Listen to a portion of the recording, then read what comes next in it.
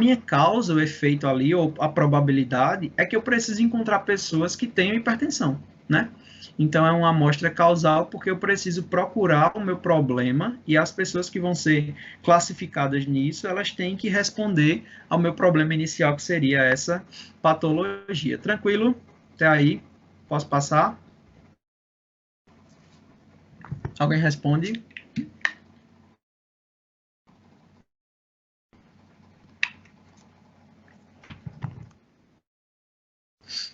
Vamos seguir. Eu tenho a amostra, pode ser por humanos, animais, plantas, artigos, a água. O número da amostra basicamente ela parte de um cálculo amostral, ou se for por conveniência, é o número que eu consegui, certo? A origem da amostra, ela pode sair de uma clínica, de uma escola, de um hospital. O local desse estudo é a localização geográfica. Se o estudo foi realizado em Caruaru, vamos supor, se eu vejo aqui em Caruaru um estudo, eu coleto gente só daqui de Caruaru, em relação à prática de atividade física e à qualidade de vida, de lazer, né? E aí, quando eu terminei esse estudo aqui, pego, sei lá, 20 pessoas daqui de Caruaru e faço um estudo, eu não posso dizer que esse estudo ele é reproduzível no mundo inteiro. Eu tenho que citar no estudo que essas pessoas são só de Caruaru, né? Porque a qualidade de vida de Caruaru é uma, a de Recife é outra, a, sei lá, de São Paulo é outra, a da China é outra e por aí vai. E os sujeitos? E o que são objetos do estudo, né? Descrever as características. Se eu quero do sexo masculino, sexo feminino, se eu quero pessoas que têm diabetes, hipertensão, se eu quero pessoas que trabalham de manhã, de tarde ou à noite. Então, eu preciso entender que os sujeitos eles também são escolhidos por determinada amostra, certo? E a período de realização, de duração do trabalho. Deve-se especificar o tempo de duração em que será realizado esse estudo. Então, vamos supor, se eu penso em saber, entender, se a prática de exercício melhora tal coisa em uma pessoa, a literatura já me informa que menos de 3 meses de prática de exercício não me traz um resultado tão satisfatório, porque a gente não tem todas as adaptações fisiológicas. Então, quem pensa em fazer, eu quero saber se o exercício físico melhora na diabetes, mellitus de pessoas, tal coisa, precisa ter tempo para coletar pelo menos 3 meses, né? Então, a gente precisa saber em relação a isso. Quanto tempo vai durar o meu estudo, né? Então, a gente já precisa fazer isso e botar lá naquele cronograma já, especificando qual o tempo de estudo. E é quando a gente entra outra questão, critério de inclusão ou exclusão, que aí tem lá na metodologia do trabalhinho daquele roteiro que eu mandei para vocês. Quem é que entra no meu estudo e quem é que sai do meu estudo, né?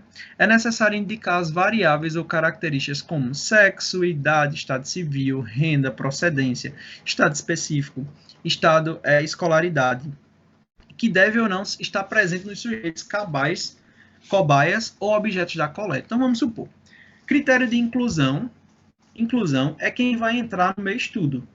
E critério de exclusão é depois que entrar no meu estudo, quem é que sai, né?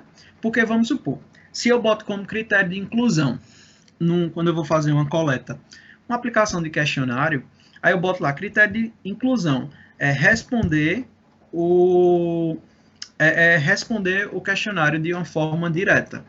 E aí eu boto como critério de exclusão, não responder o questionário. Se a pessoa não respondeu o questionário, ela nem entrou no meu estudo. Ou seja, ela não pode ser excluída porque ela nem entrou.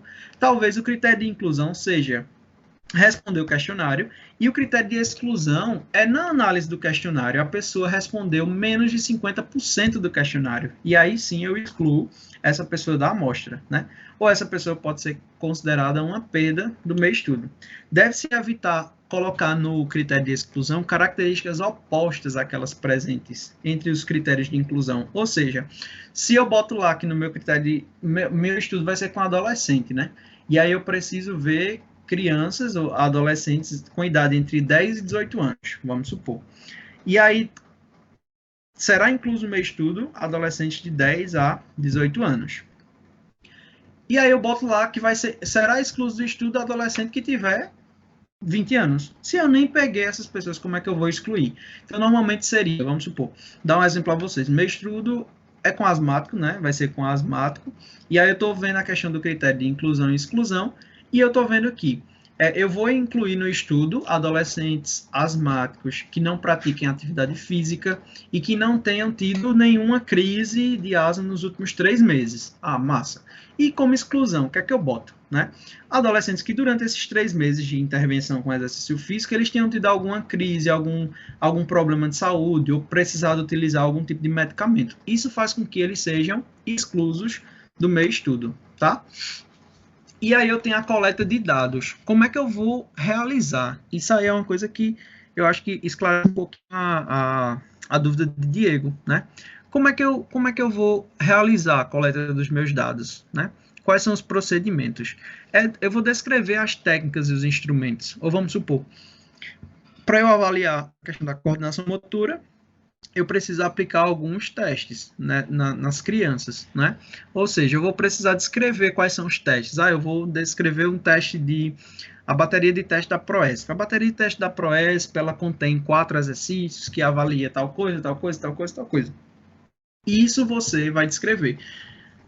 O estudo que a gente está fazendo aí na questão da dor de cabeça. Como é que eu vou coletar os dados? A amostra ela será selecionada por mulheres, tal. E como coleta de dados, eu vou fazer o quê? Eu vou nas academias aplicar um questionário com as mulheres após o treino, antes do treino, e esses questionários vão ser transformados em dados quantitativos, tudo mais, beleza. É um roteiro de como você vai coletar o seu estudo, certo? Como é que você vai coletar seus dados nesse momento? Depois que eu coleto os dados, aí eu vou ver a análise desses meus dados. Eu vou descrever, né? Eu vou analisar, eu vou comparar. X pessoas tiveram dor de cabeça, X pessoas não. As crianças do desenvolvimento motor, metade delas tem um desenvolvimento motor positivo, metade não tem um desenvolvimento positivo. Então eu vou apresentar os dados de uma forma bem direta. E aí depois disso é que a gente vai fazer no TCC2 os resultados, né? Os impactos dos produtos ou processos esperados, né? Que a gente entra nesse aí, e explicar quais serão as contribuições. Então, vamos supor, a pesquisa sobre dor de cabeça, essa pesquisa ela vai contribuir, né, e saber se as pessoas que praticam treinamento de força, elas têm pouca dor de cabeça. A de desenvolvimento motor com as crianças, o meu estudo ele tem total capacidade de comprovar que as crianças de idade tal e tal que praticam a educação física na escola, ela tem um melhor desenvolvimento motor do que as que não. Porque eu posso tentar comparar as crianças e pegar crianças que praticam exercício físico e crianças que não praticam. Um exemplo bem drástico que inclusive é o que eu vou conversar com o Diego em relação ao TCC dele. O que eu estou pensando em fazer TCC dele é pegar crianças que treinem, façam algum tipo de prática de atividade física sistematizada, tipo escolinha de futebol, tudo mais, e comparar com crianças que não têm prática de atividade física, a mesma idade. E aí eu vou querer saber a diferença dessas crianças, né? Será que quem pratica atividade física tem uma coordenação motora melhor? Ou a criança que não pratica nada, ela tem a coordenação motora melhor? Tipo, sistematizar o exercício não tem isso, né? E aí no roteiro de vocês também essas considerações éticas, que aí você vai ter que apresentar o termo de consentimento livre esclarecido, TCLE, que aí são dados que particularmente você tem o entendimento, tudo mais, de como é que essas questões éticas elas estão sendo trabalhadas, as hipóteses do estudo, se você cadastrou na plataforma Brasil, se você não cadastrou, se você explica os riscos e os benefícios aos seus dados. Futuramente eu mando para vocês um modelo de consentimento livre esclarecido. Pessoal, até aí tranquilo?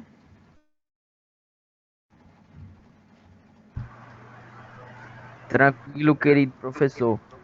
Tranquilo. A gente vai encerrar por aqui, tá?